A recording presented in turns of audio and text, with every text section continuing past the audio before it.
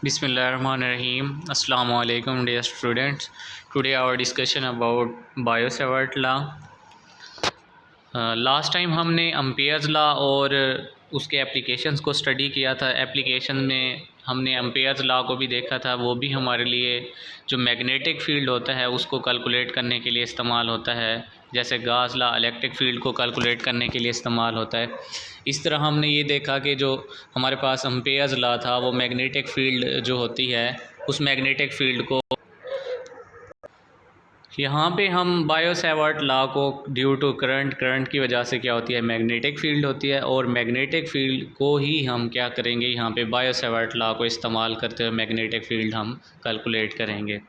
तो यहाँ पे हमारे पास सबसे पहले हम बायो-सेवर्ट लॉ को जो है ना, बायोट-सेवर्ट लॉ जो है इसको हम क्या करते हैं, स्टडी करते हैं।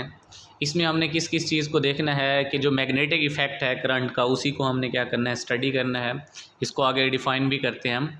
इन this article we shall study Biot Savart law. हम इस आर्टिकल ये भी जो भी ये हमारा इसमें हमने देखना है कि जो करंट का मैग्नेटिक इफ़ेक्ट होता है वो हमारे पास किससे के ज़रिए, हमने पहले अम्पेयर्स लॉ की मदद से क्या किया था, कैलकुलेट किया था। अब हम बायोट-सेवर्ट लॉ की मदद से magnetic effect due to current जो होता है वो कैलकुलेट करेंगे। यहाँ पे हमारे पास एक कंडक्टर लेंगे जो कि क्या होगा, स्ट्रेट कंडक्टर होगा, जिसमें से करंट आई फ़्लो करेगा, और उस कंडक्टर में से कंडक्टर जो कॉइल है उसमें से करंट आई फ़्लो करेगा, और उसी करंट की वजह से क्या प्रोड्यूस होती है, मैग्नेटिक फ़ील्ड होती है, जिसको हमने यहाँ पे कैलकुलेट करना है। तो सबसे पहले जिस मैग्नेटिक फ़ील्ड को हमने कैलकुलेट करना है, मैग्नेटिक फ़ील्ड या मैग्नेटिक इंडक्शन भी उसको बोलते हैं, और उसको रिप्रेजेंट करते हैं बी से, कैपिटल बी से। ये हमारे पास क्या होती है, मैग्नेटिक इंडक्शन या मैग्नेटिक फ़ील्ड होती है ड्यू टू करंट। तो सबसे पहले हम इसी को डिफ़ाइन करते हैं कि हमारे पास मैग्नेटिक फ़ील्ड क्या होती है। मैग्नेटिक फ़ील्ड होती है the number of magnetic field lines passing through some certain area, या the number of magnetic field lines per unit area is known as magnetic induction या मैग्नेटिक फील्ड कहलाती है। कि जितना हमारे पास फ्लक्स होता है, फ्लक्स क्या होता है, number of magnetic field lines. तो जितनी मैग्नेटिक फील्ड ऑफ लाइंस जो होती हैं पर यूनिट एरिया पास आउट होती है, वो हमारे पास क्या कहलाती है, मैग्नेटिक इंडक्शन या मैग्नेटिक फील्ड भी कहलाती है। तो यहाँ पे थ्योरेटिकली भी ये इसकी डेफिनेशन यहाँ पे लिखी गई है, the magnetic induction at any point in the magnetic field. कि मैग्नेटिक फील्ड के अंदर जो मैग्नेटिक इंडक्शन होती है वो हम कैसे कैलकुलेट कर सकते हैं, उसको कैसे डिफाइन कर सकते हैं, as the magnetic flux passing through the unit area. यहाँ पे यूनिट एरिया में से जितना मैग्नेटिक फ्लक्स से मुराद क्या है, मैग्नेटिक फील्ड लाइंस, यानी कि जो हमारे पास एक मैग्नेट होता है उस मैग्नेट की मैग्नेटिक फील्ड लाइंस होती हैं, कहाँ से, नॉर्थ से साउथ की तरफ। के नॉर्थ से मैग्नेटिक फील्ड लाइंस निकलती हैं और साउथ में इन हो जाते हैं। वो जो हमारे पास मैग्नेटिक फील्ड लाइंस होती हैं, जितनी मैग्नेटिक फील्ड लाइंस किसी एरिया में से, कि आपने क्या किया हुआ, एक पेपर है उसमें से मैग्नेटिक फील्ड लाइंस को पास करवा रहे हैं, या एक कंडक्टर है उसमें से मैग्नेटिक फील्ड लाइंस प्रोड्यूस हो रही हैं। तो जितनी मैग्नेटिक फील्ड लाइंस प्रोड्यूस हो रही हैं और उसमें से पास आउट हो रही हैं, तो जितनी मैग्नेटिक फील्ड लाइंस पास होंगी उसको हम क्या कहते हैं, पर यूनिट एरिया में, वो हमारे पास क्या कहलाता है, मैग्नेटिक इंडक्शन। तो ये फार्मूला कहाँ से आया, हमारे पास जो मैग्नेटिक फ्लक्स होता है ना, magnetic flux is equal to आपके पास क्या होता है, बी ए होता है। तो यहाँ पे बी जो है हमारे पास मैग्नेटिक इंडक्शन है, या इसको हम क्या कहते हैं, मैग्नेटिक फील्ड भी कहते हैं। तो यहाँ से हमारे पास इनका क्या होता है, डॉट प्रोडक्ट होता है, यहाँ पे डॉट प्रोडक्ट होता है, और मतलब बी ए मैग्नीट्यूड है यहाँ पे। तो मैग्नेटिक फील्ड यहाँ पे हम क्या ले लेते हैं, दोनों अगर वेक्टर हैं तो वेक्टर प्रोडक्ट होगा, तो हमारे पास क्या होगा, साइन थीटा आ जाता है। यहाँ से हम बी की वैल्यू, क्योंकि एंगल 90 डिग्री है, जब एंगल 90 डिग्री और साइन 91 होता है, तो हमारे पास फ्लक्स इज इक्वल टू आ जाता है बी ए। तो यहाँ से मैग्नेटिक फील्ड बी को यहाँ पे रहने देंगे, ए को इस साइड पे लेके आएंगे, तो हमारे पास क्या हो जाता है, मैग्नेटिक इंडक्शन या मैग्नेटिक फील्ड की वैल्यू आ जाती है। तो यहाँ पे वही क्या है कि आपके पास मैग्नेटिक फील्ड को डिफ़ाइन किया गया है as the magnetic flux passing through the unit area at point it is denoted by letter B, के कैपिटल बी लेटर से इसको डिनोट किया जाता है। It is a vector quantity, इसकी डायरेक्शन भी होती है मैग्नेटिक फील्ड की, कहाँ से, नॉर्थ से साउथ, ठीक है। और इसका यूनिट भी होता है और इसकी मैग्नीट्यूड भी होती है। इसका ऐसा यूनिट क्या होता है, हमारे पास जो फ्लक्स होता है उसका यूनिट क्या होता है, हमारे पास वेबर होता है, और एरिया का यूनिट क्या होता है, मीटर स्क्वायर। तो यहाँ पे इसका यूनिट क्या है, वेबर पर मीटर स्क्वायर भी लिख सकते हो, या वेबर ओवर आपके पास एम स्क्वायर भी लिख सकते हैं, या इसको हम टेस्ला भी बोलते हैं। जो वेबर पर मीटर स्क्वायर होता है उसको हम टेस्ला भी बोलते हैं। टेस्ला भी इसका क्या होता है, मैग्नेटिक इंडक्शन या मैग्नेटिक फील्ड का यूनिट होता है। तो यहाँ पे देखें आपको मैथमेटिकली नज़र आ रहा है मैग्नेटिक फील्ड, जिसको हमने कैलकुलेट करना है वो हमारे पास फ्लक्स ओवर ए है। तो यहाँ पे बी आपके पास मैग्नेटिक इंडक्शन है या मैग्नेटिक फील्ड है, और फ्लक्स आपके पास जो फाई है वो आपके पास मैग्नेटिक फ्लक्स है, और ए एरिया है जिस एरिया में से number of magnetic field lines क्या करती हैं, पास करती हैं। तो यहाँ पे हमारे पास बायो सेवर्ट लॉ को जो है ना लैप्लास लॉ भी कहते हैं। तो यहाँ से हम क्या कैलकुलेट करते हैं कि बायो सेवर्ट लॉ होता क्या है। बायो सेवर्ट लॉ ये होता है कि जो टोटल मैग्नेटिक फील्ड होती है, मैग्नेटिक इंडक्शन होती है इस बायो सेवर्ट लॉ में, वो डायरेक्टली प्रोपोर्शनल होती है हमारे पास लेंथ ऑफ एलिमेंट के, और डायरेक्टली प्रोपोर्शनल होती है हमारे पास करंट के, और इन्वर्सली प्रोपोर्शनल होती है पोजीशन वेक्टर के। तो इसको हम क्या कहते हैं, जिस पोजीशन वेक्टर से क्या मुराद है कि जिस पॉइंट पे आप मैग्नेटिक फील्ड को कैलकुलेट करना चाहते हैं, करंट की वजह से जिस पॉइंट पर मैग्नेटिक फील्ड को कैलकुलेट करना चाहते हैं वो पॉइंट आपके पास क्या होगा, आर पोजीशन पे होगा। उस आर के स्क्वायर के इन्वर्सली प्रोपोर्शनल होती है मैग्नेटिक फील्ड, और जिस एलिमेंट के अक्रॉस आप मालूम कर रहे हैं रिलेटिव, वो उस एलिमेंट की लेंथ और उसमें से जो करंट फ्लो कर रहा है उसके क्या होती है, डायरेक्टली प्रोपोर्शनल। तो उसको हम क्या कहते हैं, बायो सेवर्ट लॉ कहते हैं, इसको लैप्लास लॉ भी कहते हैं। तो यहाँ पे हमारे पास क्या है, इसको थ्योरेटिकली भी यहाँ पे डिफाइन किया गया है।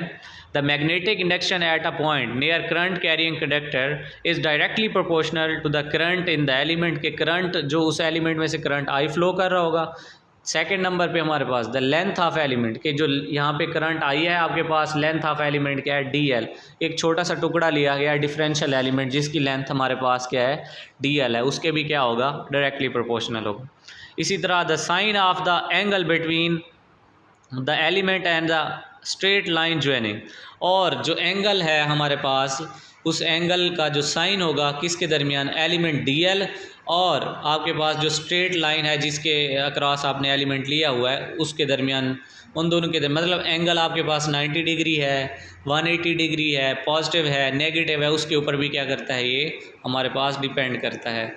तो उसके and inversely proportional to the square of the distance between the elements, और इन्वर्सली प्रोपोर्शनल होता है स्क्वायर ऑफ द डिस्टेंस जो होता है बिटवीन द एलिमेंट, उसके क्या होता है हमारे पास, वो इन्वर्सली प्रोपोर्शनल होता है। तो ये हमारे पास है बायोट सेवर्ट लॉ की डेफिनेशन। इसको हम क्या करते हैं, यहाँ पे इसकी डायग्राम है, ये हमने एक कंडक्टर लिया है आपके पास सी, ये जो है ये आपके पास एक कंडक्टर है जिसमें से देखें करंट बॉटम से आप फ्लो कर रहा है, ये देखें टॉप डायरेक्शंस के अंदर। तो एक हमने यहाँ पे इस डायरेक्शन के अंदर देखें यहाँ पे एक छोटा सा एलिमेंट लिया है जिसका टुकड़ा, एक छोटा सा एलिमेंट हमने लिया है इस कंडक्टर का, कि कोई कॉपर का कंडक्टर भी हो सकता है आपके पास, एल्युमिनियम का कंडक्टर भी हो सकता है, आप यूरियम का भी, डिफरेंट सिल्वर का भी जो है ना ये टुकड़ा हो सकता है। तो यहाँ पे हमने वो लिया जिसका एक छोटा सा एलिमेंट डी एल लिया है, और पी एक पॉइंट है जहाँ पे मैग्नेटिक फील्ड हम, ये क्रॉस क्या बताता है, क्रॉस ये बताता है कि मैग्नेटिक फील्ड जो है वो आपके पास क्या है, इनटू द पेज है, मतलब कि आपके पास इनटू द पेज है, जो हमारे पास आउटवर्ड नहीं है बल्कि इनवर्ड है। तो इस पॉइंट पी पर हम क्या करना चाहते हैं, मैग्नेटिक फील्ड कैलकुलेट करना चाहते हैं, जो कि इनटू द पेज है यहाँ पे कैलकुलेट करके बताया दी गई है। तो अब इस एलिमेंट और इस पी पॉइंट के दरमियान जो डिस्टेंस है उसको हमने नाम दिया है पोजीशन वेक्टर, जो कि जो आर है। तो अब मैं भी यहीं पे एक्सप्लेन कर रहा था कि करंट देखें आई इसके क्या होता है, डायरेक्टली प्रोपोर्शनल होता है। क्या आपके पास यहाँ पे जो मैग्नेटिक फील्ड बी है जो कैलकुलेट करना चाहते हैं, यही मैग्नेटिक फील्ड जो कंडक्टर में से करंट पास आउट हो रहा होता है उसके क्या होती है, डायरेक्टली प्रोपोर्शनल होती है। मतलब इस मैग्नेटिक फील्ड जो बी होगी, मैग्नेटिक इंडक्शन, वो डायरेक्टली प्रोपोर्शनल होगी किसके, ये जो करंट आई फ्लो कर रहा है, और आपके पास डायरेक्टली प्रोपोर्शनल होगी आपके पास मैग्नेटिक फील्ड किसके, डी एल के भी आपके पास क्या होगी, डायरेक्टली प्रोपोर्शनल होगी। और इन्वर्सली प्रोपोर्शनल होती है बी आपके पास 1/r² के, 1/r² के क्या होती है, इन्वर्सली प्रोपोर्शनल होती है। यहाँ पे आर पोजीशन वेक्टर है और थीटा एंगल है किसके दरमियान, ये जो एलिमेंट है उसके दरमियान, और ये जो पोजीशन वेक्टर है इसके दरमियान, जो कि हम तीन बातें पीछे डेफिनेशन के अंदर एक्सप्लेन कर रहे थे कि हमारे पास जो मैग्नेटिक इंडक्शन है डी बी या बी, वो हमारे पास डायरेक्टली प्रोपोर्शनल होती है लेंथ के, एलिमेंट की लेंथ के, और हमारे पास इन्वर्सली प्रोपोर्शनल होती है किसके, पोजीशन वेक्टर के स्केयर के, और डायरेक्टली प्रोपोर्शनल होती है उसकी लेंथ के मैग्नेटिक फील्ड। तो यहाँ पे ये सारी एक्सप्लेनेशन इसकी डायग्राम से भी की गई है। अब वही चीज़ है जो पीछे हमने डायग्राम देखी, उसी की एक्सप्लेनेशन है कि हमने क्या किया है, एक कंडक्टर लिया है, किसी भी शेप के अंदर आप ले सकते हैं, लेकिन यहाँ पे मैंने क्या लिया हुआ है, एक वायर की शेप में लिया, जिसमें से करंट क्या कर रहा था, यहाँ से देखें आपके पास यहाँ पे करंट जो है ना वो क्या फ़्लो कर रहा है, आपके पास आई करंट फ़्लो कर रहा है, ये वाला, ये जो है करंट आई फ़्लो कर रहा है इसमें से। और जब करंट आई फ़्लो कर रहा है कंडक्टर वायर में से, और उसका एरिया हमने एलिमेंट कौन सा लिया, ये डेल एल एलिमेंट लिया, इस एलिमेंट में से करंट क्या कर रहा है, फ़्लो कर रहा है। Del L be a small element of the conductor then the quantity I जो है हमारे पास, आई और डेल एल आपस में क्या होते हैं, आई भी करंट उसी डायरेक्शन में और डेल एल भी उसी डायरेक्शन में। Del L is known as the current element, उसको हम क्या नाम देते हैं, ये जो आपके पास छोटा सा टुकड़ा ऐसे नज़र आ रहा था, ये हमने किया हुआ था, ये आपके पास क्या है, डेल एल है, इसको हम क्या कहते हैं, एलिमेंट, करंट एलिमेंट कहते हैं, जिसमें से करंट क्या कर रहा है, फ़्लो कर रहा है।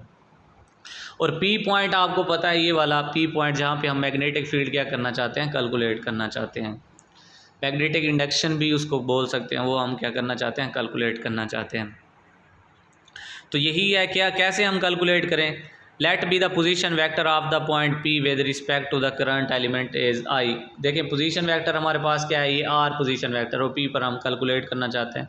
इसको कैलकुलेट करने के लिए हमें क्या करना पड़ेगा, बायोट-सेवर्ट लॉ को लगाना पड़ेगा, और एंगल भी हमने ड्रॉ किया हुआ है हमारे पास, let theta be the angle between D L and R, then Biot Savart law the magnetic induction due to the small element del as given by, फिर हमारे पास जो मैग्नेटिक इंडक्शन है वो क्या होगी, उसको यहाँ पे गिवन किया गया। देखें मैंने स्टार्ट में बताया था कि हमारे पास जो मैग्नेटिक इंडक्शन है बी, वो डायरेक्टली प्रोपोर्शनल होती है, जो उस एलिमेंट में से करंट गुजर रहा हो उसके देखें डायरेक्टली प्रोपोर्शनल है, और डायरेक्टली प्रोपोर्शनल होती है हमारे पास उस एलिमेंट की लेंथ के, जो कि यहाँ पे आपको नज़र आ रहा है। तो देखें यहाँ पे दो इक्वेशन है कि D B magnetic induction is directly proportional to current, and D B is directly proportional to the current element या लेंथ ऑफ द एलिमेंट, उसके भी क्या है यहाँ पे डायरेक्टली प्रोपोर्शनल है। और ये अगेन वही है हमारे पास। इसी तरह लास्ट में क्या था हमारे पास थर्ड पॉइंट के डी बी जो है ना, जो मैग्नेटिक इंडक्शन है वो डायरेक्टली प्रोपोर्शनल है किसके, एंगल के, साइन थीटा के, जो एंगल होगा उसके भी क्या होगी आपके पास डायरेक्टली प्रोपोर्शनल होगी। और इन्वर्सली प्रोपोर्शनल किसके है हमारे पास, इन्वर्सली प्रोपोर्शनल है डी बी, इन्वर्सली प्रोपोर्शनल है जो कि पोजीशन वेक्टर है उसके स्केयर के इन्वर्सली प्रोपोर्शनल। तो हमारे पास तीनों इक्वेशन, ये जो फोर्थ इक्वेशन है, इक्वेशन नंबर ये वाली आपके पास आ जाती है 1, और आपके पास 2, इसी तरह हमारे पास ये इक्वेशन 3, इसी तरह हमारे पास इक्वेशन 4। इन 3-4 इक्वेशन 1 2 3 4 इक्वेशंस को हम क्या करते हैं, कंबाइन करते हैं। जब हम इन दोनों इक्वेशंस को कंबाइन करते हैं तो हमारे पास एक इक्वेशन आती है जिसमें magnetic induction D B is directly proportional होती है current I dot del L vector sine theta dot sine theta over R square. तो यहाँ पे जब हम प्रोपोर्शनैलिटी का साइन क्या करते हैं, रिमूव करते हैं, तो वहाँ पे हम एक इक्वल का साइन लगाते हैं और एक हम क्या लगाते हैं, कांस्टेंट लगाते हैं। तो यहाँ पे K1 हमारे पास क्या है, एक कांस्टेंट है जिसको हमने यहाँ पे K1 से रिप्रेजेंट किया हुआ है। K1 हमारे पास कांस्टेंट है। अब देखें इस कांस्टेंट की जो हमारे पास एक्सपेरिमेंटली वैल्यू है जो फाउंड की गई है वो हमारे पास है म्यू नॉट। म्यू नॉट आपके पास क्या है, परमिएबिलिटी ओवर 4 पाई। ये किसकी वैल्यू है, K की वैल्यू है।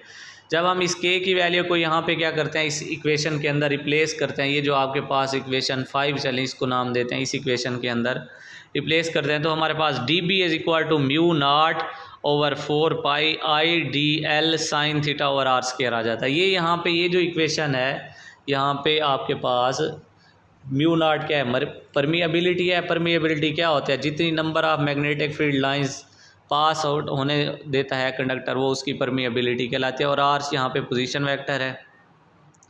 तो यहाँ पे आपके पास देखें एंगल जो है वो भी आया हुआ है। इस इक्वेशंस को यहाँ पे आपके पास ये मैग्नीट्यूड फॉर्म में है इक्वेशन, अगर इसको आप क्या वेक्टर फॉर्म में लिखना चाहते हैं तो आप क्या कर सकते हैं, इसको वेक्टर फॉर्म के अंदर भी राइट कर सकते हैं। और वेक्टर फॉर्म के अंदर हमारे पास यहाँ पे कैसे होती है, कि कौन सा लॉ हमने यूज़ करना है यहाँ पे वेक्टर इसको फाइंड करने के लिए।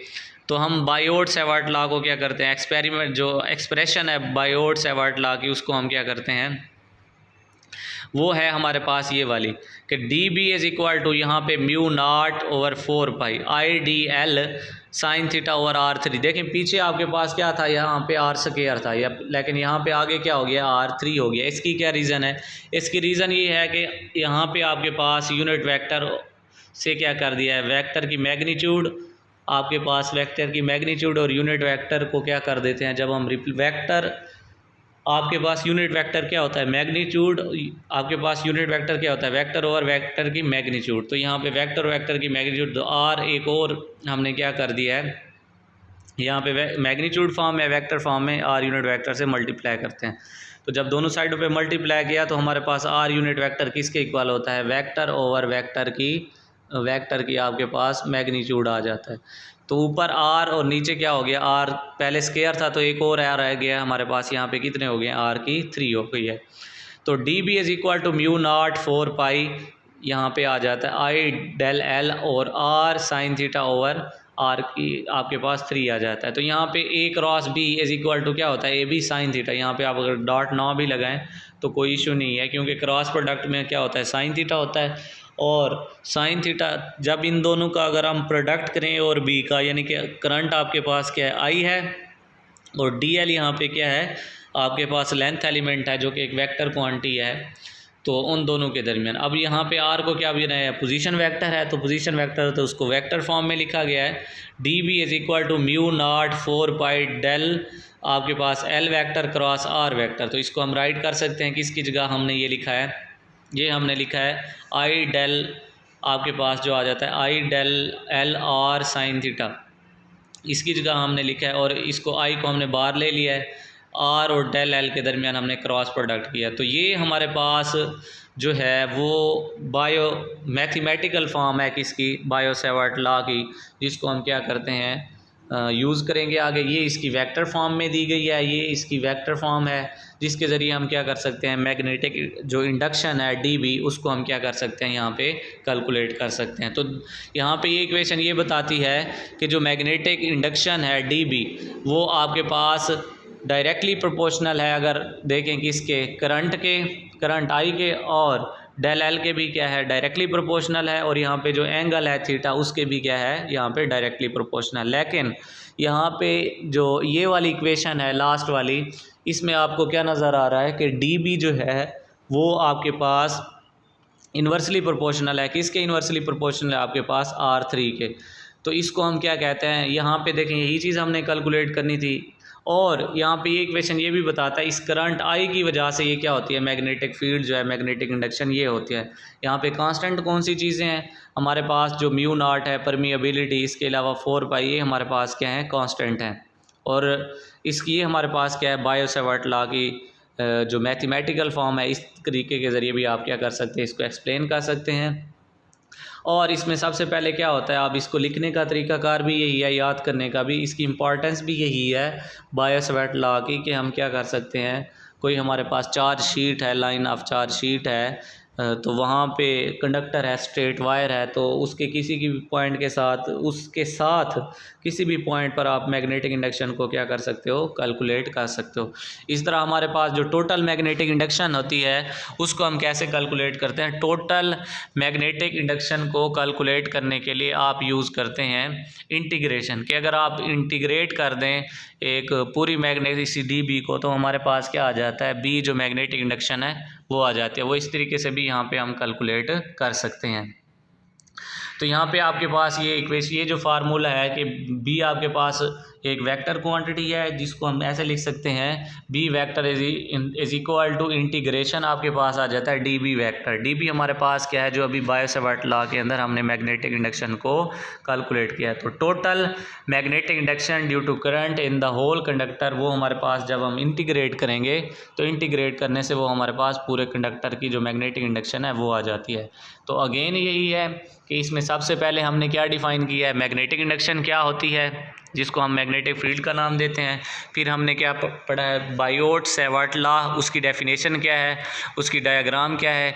डायग्राम में हमने क्या लिया है, एक स्ट्रेट कंडक्टर लिया है और उसी की एक्सप्रेशन भी देखी है और उसी का फार्मूला भी हमने डिस्कस किया है। उसके बाद हमने उसकी कैलकुलेट भी किया है कि हमारे पास जो बायोट-सैवर्ट लॉ है वो क्या करते हैं, करंट का इफ़ेक्ट जो है मैग्नेटिक फील्ड या मैग्नेटिक इंडक्शन, उसको हम क्या कर सकते हैं, इस तरीके के साथ कैलकुलेट कर सकते हैं। तो ये हमारे पास था बायोट-सैवर्ट लॉ और इसके एप्लीकेशंस भी हमने करने। इसके एप्लीकेशंस में हमारे पास क्या आ जाता है कि एक सर्कल करंट कंडक्टिंग कॉइल है, उसके अक्रॉस भी आप क्या कर सकते हो, मैग्नेटिक फील्ड को कैलकुलेट कर सकते हैं। इसी तरह हमारे पास इन्फिनाइट शीट ऑफ चार्ज है, उसके अक्रॉस भी थोड़े से डिस्टेंस पर हम क्या कर सकते हैं, जो हमारे पास मैग्नेटिक इंडक्शन है उसको भी हम यहाँ पे कैलकुलेट कर सकते हैं। आई होप कि आपको ये अंडरस्टैंड हो गया होगा और इसका हम मीटिंग के अंदर, जूम मीटिंग के अंदर भी जो आपको क्वेश्चन पूछना है वो हम क्या करेंगे, डिस्कस करेंगे।